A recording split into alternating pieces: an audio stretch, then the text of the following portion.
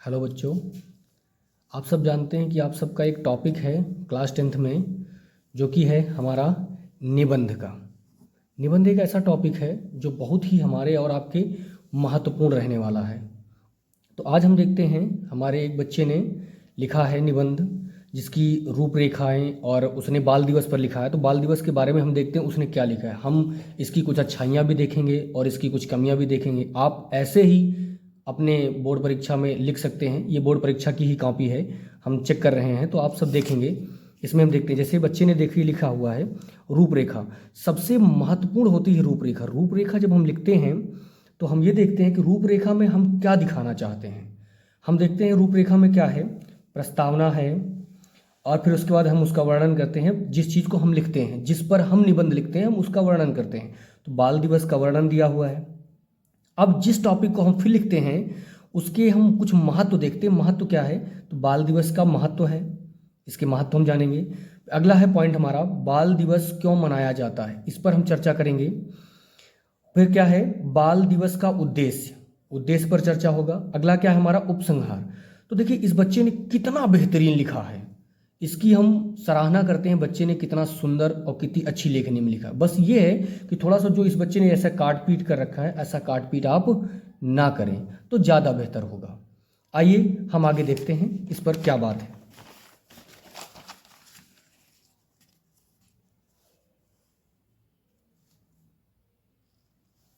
जैसा कि आप देख रहे हैं, लिखा है बच्चे ने कितना सुंदर। ये कोटेशन जो बच्चे ने डाला है कितना सुंदर लिखा है। ऐसे ही आप कोटेशन डाल सकते हैं। डालने के बाद, क्योंकि ये आपके जो निबंध है, निबंध लेखनी में ये चार चांद लगा सकता है। आगे देखते हैं, प्रस्तावना। प्रस्तावना हेडिंग डाली, बच्चे ने क्या लिखा, बाल दिवस बच्चों के लिए बहुत महत्वपूर्ण दिवस है। सही बात है। ऐसा फिर लिखा, भारत के प्रथम प्रधानमंत्री पंडित जवाहरलाल नेहरू के जन्म दिवस पर 14 नवंबर को बाल दिवस मनाया जाता है। वाह क्या सुंदर लिखा बच्चे ने। इसी तरीके से हम देखते हैं आगे, देखेंगे तो बाल दिवस का वर्णन। अभी मैंने आपको बताया कि टॉपिक है बाल दिवस का वर्णन। वर्णन में जो हम लिखते हैं हमारा वही सबसे महत्वपूर्ण होता है। वर्णन में हम अगर देखते हैं तो बच्चे ने लिखा है, इस दिन सभी बच्चे बहुत खुशी से विद्यालय जाते हैं।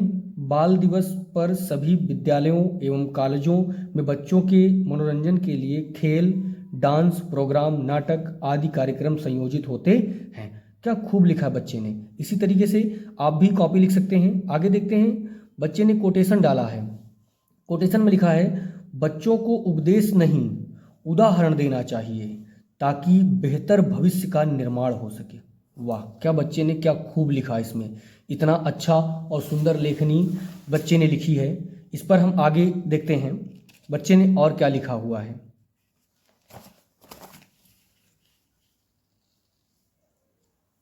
बच्चे ने जो अगला महत्वपूर्ण बिंदु लिखा है वो लिखा हुआ है बाल दिवस का महत्व। महत्व आपके लिए बहुत इंपॉर्टेंट। आप किसी भी विषय पर अगर लिखते हैं निबंध, जिस भी विषय के बारे में आप निबंध लिखते हैं, उस पर आपको ये महत्वपूर्ण याद रखना है कि सबसे पहले आप उसका महत्व जरूर देखें। बाल दिवस बच्चों और अध्यापकों के लिए महत्वपूर्ण दिवस है। बच्चों को शिक्षा, नैतिकता और उनकी स्थिति में सुधार करने के लिए बाल दिवस मनाया जाता है। नेहरू जी का बच्चों के प्रति प्रेम और उनकी सुरक्षा को देखकर बाल दिवस नेहरू जी के जन्म दिवस के लिए ही मनाया जाता है। आप सबको देखिए बेहतरीन, इस बच्चे ने कितना बेहतरीन लिखा है। इस बच्चे की जो अच्छाइयाँ हैं वो हम आपको दिखा रहे हैं। अभी इसकी कमियों पर भी हम बात करेंगे। इसकी कमी क्या है, कहाँ से इसके नंबर कटते हैं, कहाँ से इनके नंबर आने हैं, ये सब चीज़ें हम बात करेंगे इस पर अभी। फिर बच्चे ने कोटेशन डाला। हर महत्वपूर्ण बिंदु के बाद आपको एक कोटेशन देना अनिवार्य है। अगर आप कोटेशन के माध्यम से चीज़ों को समझाने की कोशिश करते हैं तो आपके लिए बहुत अच्छा होगा। आगे देखते हैं हम, बच्चे ने लिखा है, बच्चे हमारे देश का भविष्य हैं जो इसे एक अच्छे स्थान पर पहुंचा सकते हैं।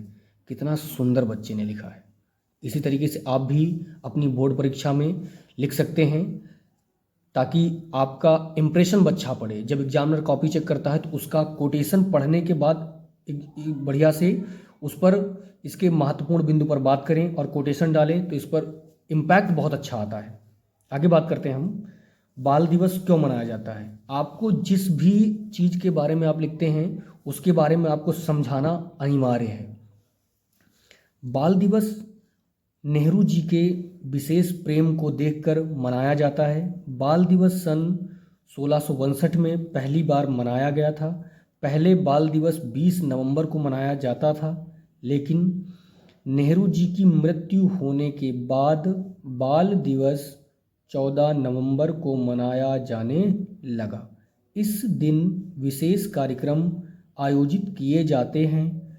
बच्चे देश का भविष्य हैं और उन्हें सुरक्षित रखना, अच्छी आदतें सिखाना हमारा एक कर्तव्य है। देखिए कितना सुंदर बच्चे ने लिखा है। इसी तरीके से आप भी लिख सकते हैं और लिखने के बावजूद आप इसे अच्छे से समझा सकते हैं। आइए आगे बात करते हैं इनके कुछ महत्वपूर्ण बिंदुओं पर। और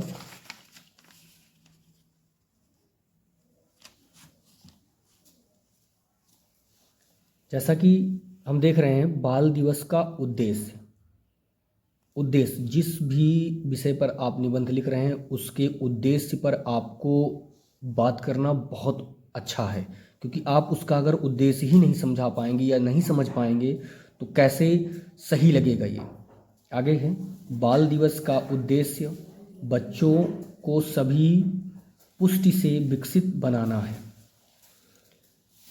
उन्हें सभी कार्यक्रमों में भाग लेना उचित होता है। इस दिन सभी बच्चे खुशी से विद्यालय जाते हैं और खेल, नाटक, डांस प्रोग्राम आदि कार्यक्रमों में भाग लेते हैं।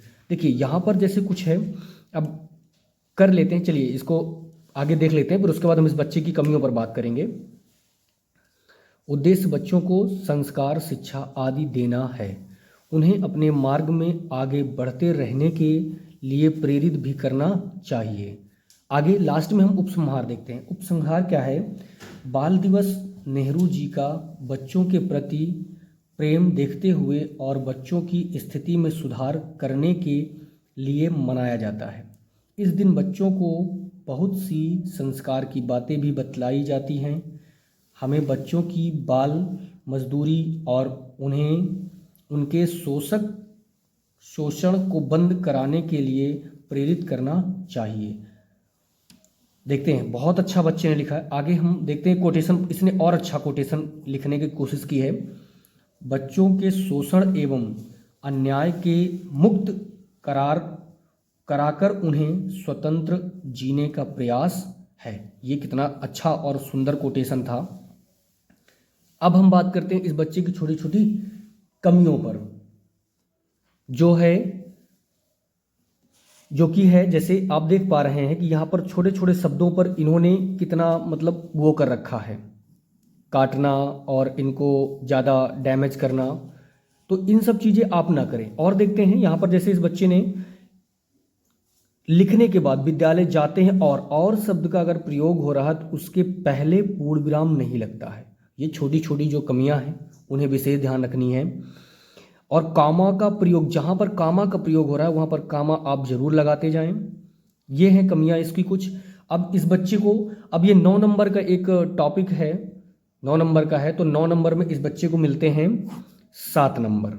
अब ये 2 नंबर कहाँ कटे हैं आप सब ये अच्छे से जानते हैं, क्योंकि इनकी कुछ कमियां हैं। इसी तरीके से आगे भी कई सारी कमियां हैं, पीछे जो हम छोड़ चुके हैं उन कमियों पर अगर हम बात करें और कई सारी कमियां हैं उन पर अगर हम बात करते हैं। तो जैसे यहाँ पर देखें ये शब्द कटा हुआ है, इसी तरीके से कई सारी कमियां इनके अंदर हैं। ये शब्द कटे हुए हैं, ये देखिए, और ये यहाँ पर देखते हैं, ये इस तरीके से आप देख सकते हैं इनकी कमियों को।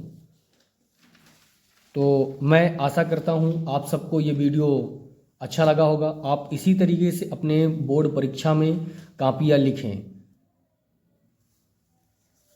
और अगर वीडियो अच्छी लगी हो तो लाइक करें, शेयर करें, चैनल को सब्सक्राइब जरूर करें बच्चों।